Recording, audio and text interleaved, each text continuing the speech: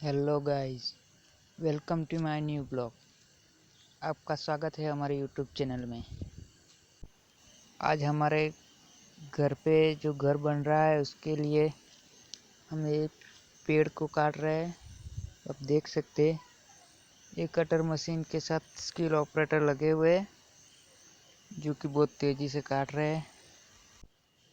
इसमें भी ये थोड़ी टेक्निक वगैरह लगाएंगे।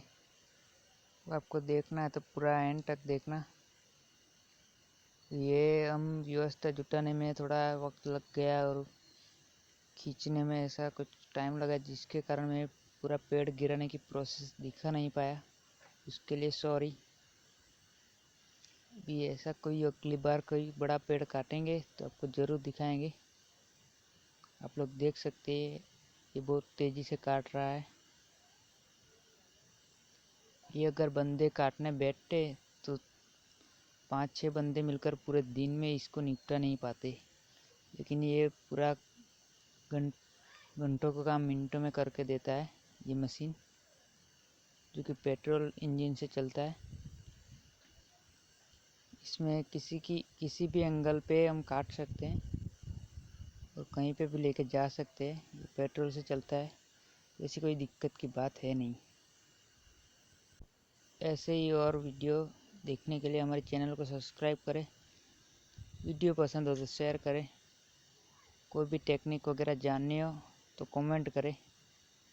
हमारे पास बहुत सारी टेक्निक अवेलेबल है इसे काटने वगैरह की, जो हम ज़रूर से कोशिश करेंगे आप लोगों को दिखाने की। आप पूरा वीडियो देखें।